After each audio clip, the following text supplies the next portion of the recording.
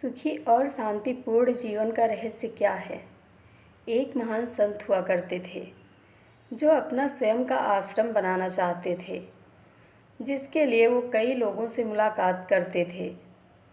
एक जगह से दूसरी जगह यात्रा करने के लिए जाना पड़ता था।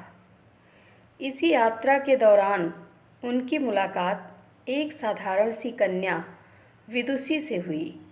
विदुषी ने उनका स्वागत किया और संत से कुछ समय कुटिया में रुककर आराम करने की याचना की। संत उसके मीठे व्यवहार से प्रसन्न हुए और उन्होंने उसका आग्रह स्वीकार किया। विदुषी ने संत को अपने हाथों का स्वादिष्ट भोजन कराया और उनके विश्राम के लिए खटिया पर एक दरी बिछा दी और खुद फर्श पर टाट बिछाकर सो गई। विदुषी को सोते ही नींद आ गई। उसके चेहरे के भाव से पता चल रहा था कि विदुषी चैन की सुखद नींद ले रही है। उधर संत को खाट पर नींद नहीं आ रही थी। उन्हें मोटे नरम गद्दे की आदत थी जो उन्हें दान में मिला था। वो रात भर विदुषी का सोच रहे थे कि वो कैसे इस कठोर ज़मीन पर इतने चैन से सो सकती है। दूसरे दिन सवेरा होते ही संत ने विदुषी से पूछा कि तुम कैसे इस कठोर धरा पर इतने चैन से सो रही थी। तब उसने बड़ी सरलता से उत्तर दिया, हे गुरुदेव, मेरे लिए मेरी ये छोटी सी कुटिया एक महल के समान ही भव्य है। इसमें मेरे श्रम की महक है। अगर मुझे एक समय भी भोजन मिलता है तो मैं खुद को भाग्यशाली मानती हूँ।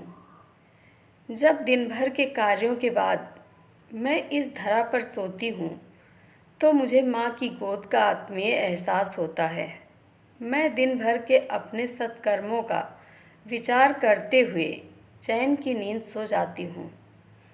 मुझे एहसास भी नहीं होता कि मैं इस कठोर धरा पर हूँ। यह सब सुनकर संत जाने लगे।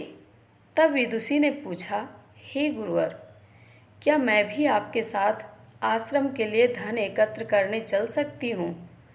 तब संत ने विनम्रता से उत्तर दिया, बालिका, तुमने जो मुझे आज ज्ञान दिया है उससे मुझे पता चला कि चित्त का सुख कहाँ है।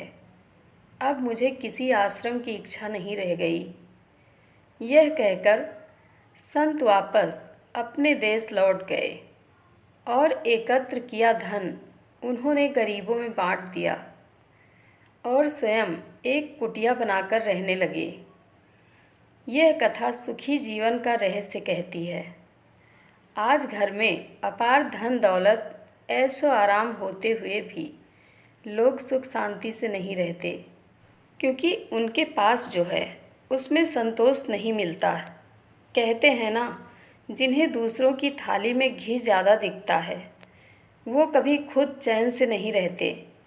व्यक्ति को हमेशा वो चाहिए जो उसके पास नहीं है, और वो मिल जाए तो नई महत्वाकांक्षा उसकी जगह ले लेती है।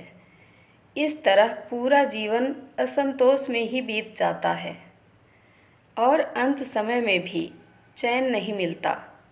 जय श्री कृष्णा। मेरे द्वारा सुनाई गई कथा आप लोगों को कैसी लगती है, कमेंट बॉक्स में अपनी राय अवश्य दें। धन्यवाद।